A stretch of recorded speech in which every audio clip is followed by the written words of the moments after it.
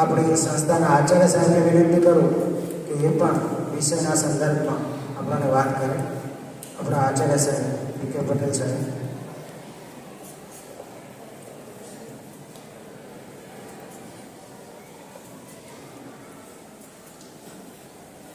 તમાકુ વિશેની વક્તૃત્વ સ્પર્ધાની અંદર આપણા પીએચસીના ડૉક્ટર સાહેબ શ્રી, આપણા પંડ્યા સાહેબ, પીએચસીનો સ્ટાફ મિત્રો, વિદ્યાર્થી ભાઈઓ અને બહેનો, આપણે બધા જે કરવાનું છે, જે ખાવાનું છે એ ખાતા નથી. જે નથી ખાવાનું એ આપણે બેફિકર એ ખાઈ રહ્યા છીએ. તમાકુ ના લીધે આપણા સ્વાસ્થ્યને કેટલું નુકસાન થાય છે એમાં વક્તૃત્વ સ્પર્ધામાં ભાઈઓ અને બહેનોએ ઘણી બધી વાતો કરી.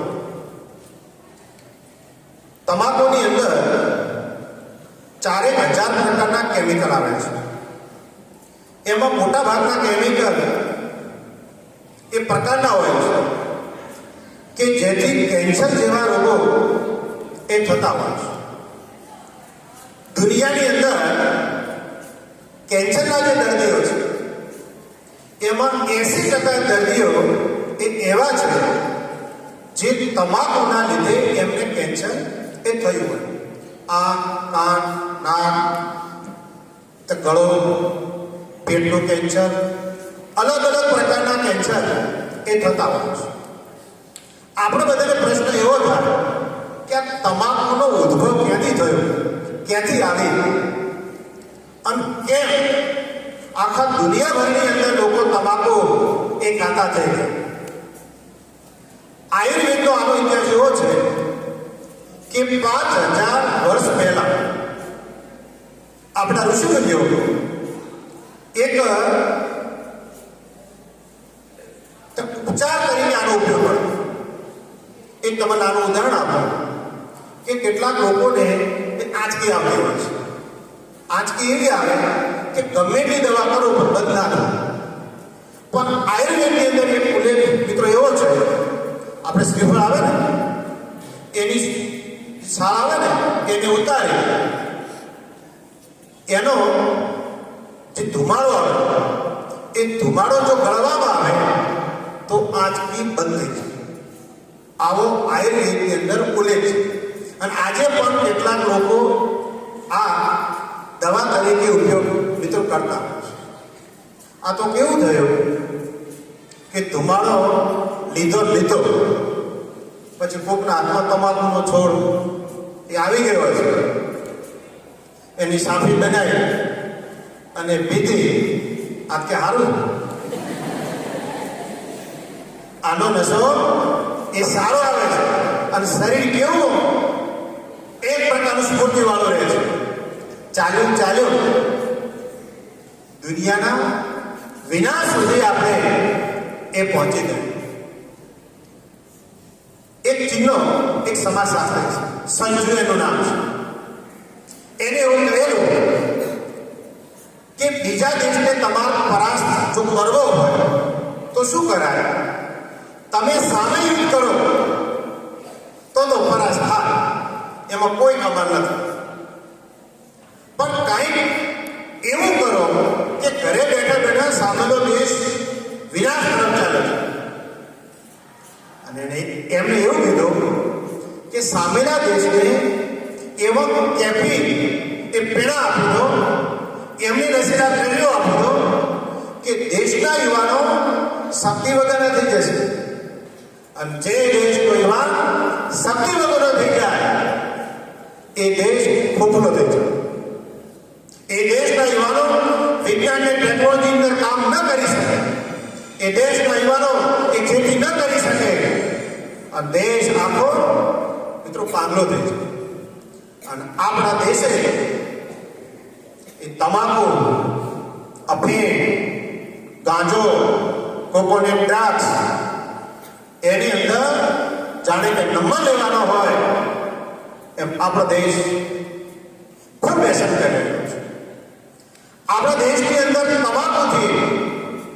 અથવા ડ્રગ્સ જે કેમિકલો એને લીધે સૌથી વધારે રાજ્યનો પ્રથમ નંબર આવતો હોય તો પંજાબનો આવે છે. પંજાબના લોકો સશક્ત છે, શક્તિશાળી છે, હાઈટ પણ એમની ખૂબ ઊંચી છે, લશ્કરમાં પણ સૌથી વધારે છે. પણ એ લોકો એટલો બધો દારૂ પીવે છે, એટલા બધા એ કેફી પદાર્થો પીવે છે કે પંજાબની અંદર 10 લોકો મિત્રો હોય ને, 10 લોકો હોય ને તો આમાં એક વ્યક્તિ કેન્સર વાળો મળે છે. આખું પંજાબનું યુવાધન ડ્રગ્સના રવાડે ચડી ગયું છે. એની પાછળનું કારણ પહેલો એ ફેશન હોય છે. તમે બિસ્ટોલ પીવો ને વટ પાડો હોય, બે રીતે દુનિયાનું ધ્યાન દોરી શકાય મિત્રો.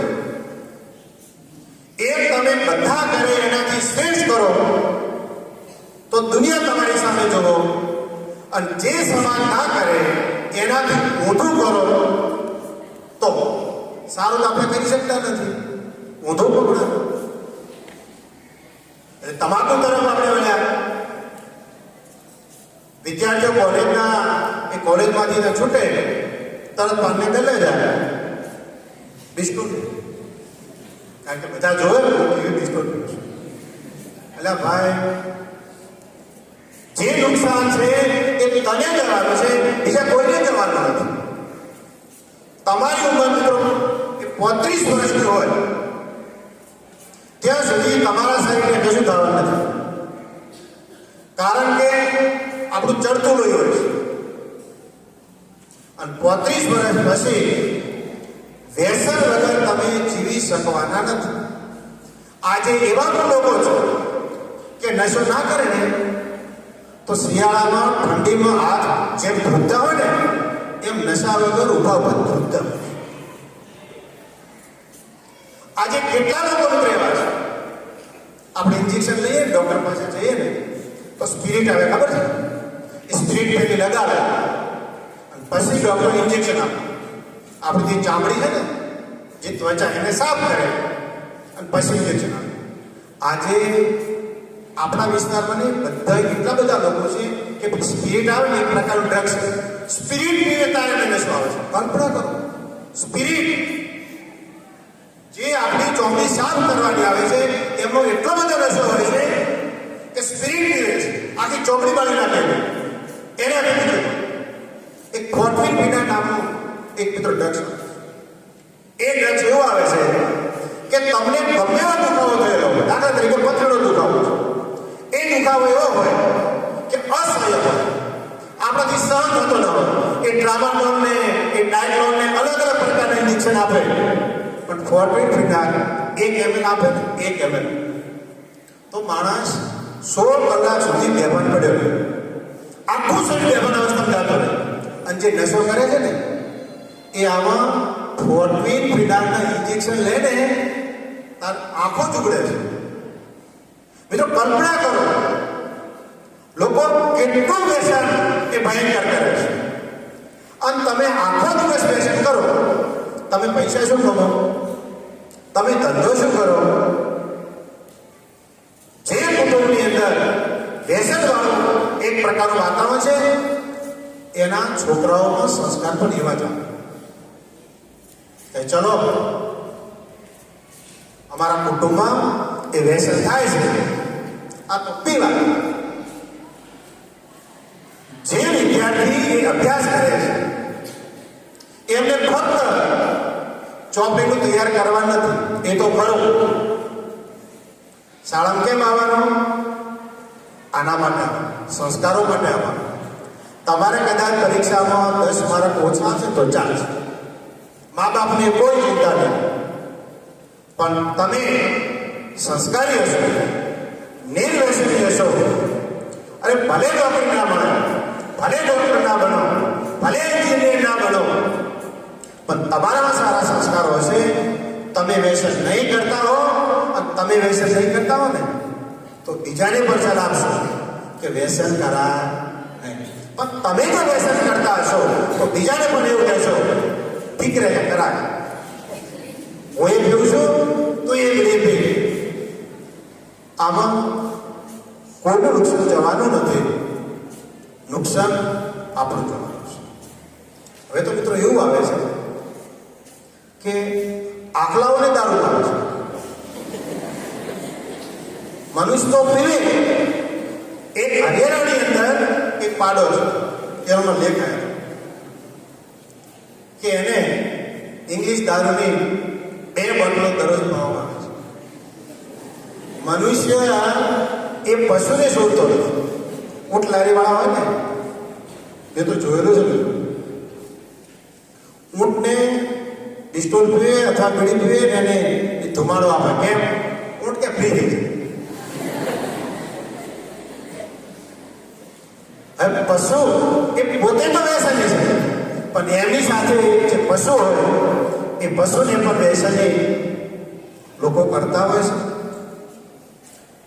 આજે આપણા દેશની અંદર એક વર્ષે તમાકુના વ્યસનથી 13 લાખ લોકોનું મૃત્યુ થયું છે. મિત્રો કેટલો? 13 લાખ લોકોનું મૃત્યુ છે. આખી દુનિયાની અંદર 85 લાખ લોકો તમાકુના કારણે મૃત્યુ પામે છે. આપણા દેશની અંદર દરરોજ 3500 લોકો, હું તમને જે આંકડા કહું છું, ભારત સરકારે આપેલા આંકડા કહું છું, 3500 લોકો દરરોજ તમાકુના કારણે મૃત્યુ પામે છે. મિત્રો, તમાકુનું તો વ્યસન છે, પણ આપણું પાડોશી રાજ્ય ચીન, એમને એવું છે કે અમે દુનિયાની મહાસત્તા થઈ જઈએ, કદાચ ભારત થાય તો આપણને બીજું પકડાયું છે. ગેમ. જેમ તમાકુ એક ડેન્જર છે ને, એ તમારા એ શરીરને નુકસાન કરે છે. જે ગેમો છે ને, એ તમારે મનથી તમને નુકસાન કરે છે. શરીર અને મન બંને તંદુરસ્ત એ હોવા જોઈએ, તો જ આધુનિક ભારતનો જે યુવાન છે એ સંશોધન કરી શકે, નવી ટેકનોલોજી લાવી શકે. અને એમાં અધૂરામાં પૂરું મિત્રો કોરોના આવ્યો. અને કોરોનામાં મિત્રો અમે તમને કીધું કે અમે તમને ફોન પર વિડીયો ત્યાં મોકલશું. તમે શું કર્યું? સમજ્યા? વિડીયો જોયા છે? ના નથી મિત્રો, પણ એની સાથે સાથે ગેમ ચાલુ થઈ. અને ગેમનો વ્યસન એવું થયું કે ભણવાનું બાજુમાં રહ્યું, ગેમ ચાલુ થઈ. તમે મા બાપને છેતરો છો, શિક્ષણને તમે ત્યાં છેતરો છો. એ પછી મારું સંતાન હોય ને ગમે એ હોય, એવું મિત્રો જાણી લો કે મા બાપ આવે એટલે ગેમ એ બંધ થાય, સાહેબનું લેક્ચર ચાલુ થાય, મા બાપ જોડે જાય મિત્રો ગેમ ચાલુ થાય. તમને દિલથી કહું છું મિત્રો, ખાલી કહેવા પૂરતો નથી કહેતો. હવે શાળાઓ આપણા ઓફલાઈન આપણું પ્રત્યક્ષ શિક્ષણ કાર્ય ચાલુ થઈ ગયું છે. ફોનને તમે છોડી દો. અમને એક ઇન્ટરવ્યુ આવ્યો હતો, આઈએએસમાં જે પાસ થયા ને એમને એવું કીધું કે અમે જ્યારે આઈએએસની તૈયારી કરતા ને, ફોનનો ઉપયોગ કર્યો જ નથી, ફોનનો બિલકુલ ઉપયોગ નથી કર્યો. તો તમારું ધ્યાન ક્યાં રહેશે? પુસ્તકમાં રહેશે. એટલે તમે ફોન છોડી દો. ફોન વગર તમે મરી નહીં જાઓ, તમે બધા ચિંતા રહેશો, અને તો જ તમારું સારું રિઝલ્ટ આવશે. અને તમને બધાને ખબર છે કે તમારું રિઝલ્ટ કેવું આવ્યું છે, બધું ખ્યાલ છે ને? એટલે ખોટી વેમાં ના રહેતા. એટલે બધું છોડી શું કરે તો આપણું શરીર એ નિરોગી રહે, શું કરીએ તો સારો અભ્યાસ કરીએ, એમ જ આપણે પ્રયત્નો કરવાના છે. અને શાળામાંથી આપણે એક પ્રકારનું આ શીખીને જવાનું છે. આપણે બધા શ્રાવણ મહિનો આવે તો ભગવાન શિવને આપણે બિલીપત્ર ચડાવીએ છીએ, પણ વાસ્તવમાં મિત્રો સાચું બિલી કહ્યું છે, એક વ્યક્તિ વ્યસની હોય એને તમે વ્યસન એ છોડાવો છો, એ પણ તમારું એક પ્રકારનું બિલીપત્ર શિવને ચડાવ્યું એવું કહેવાય. એક વ્યક્તિના જીવનમાં તમે પરિવર્તન કર્યું છે. અને એ વ્યક્તિ સુખી થશે, એનો પરિવાર સુખી થશે, તમને ભગવાન શું મળશે? મિત્રો આશીર્વાદ મળશે. આપણે પણ આવું દિવ્ય અને ભવ્ય જીવન એ જીવવાનો છે. આજે આપણે પ્રતિજ્ઞા લઈએ કે આપણે વ્યસન નહીં કરીએ, બીજાને પણ વ્યસન એ કરતો હશે તો કરવા દઈશું નહીં. અને ખાસ બહેનોને કે તમારો ભાઈ પણ જો વ્યસન કરતો હોય તો આપણે કહી શકીએ કે ભાઈ તું આટલું મારું વ્યસન કરીશ નહીં. ખૂબ ખૂબ આભાર. Thank you.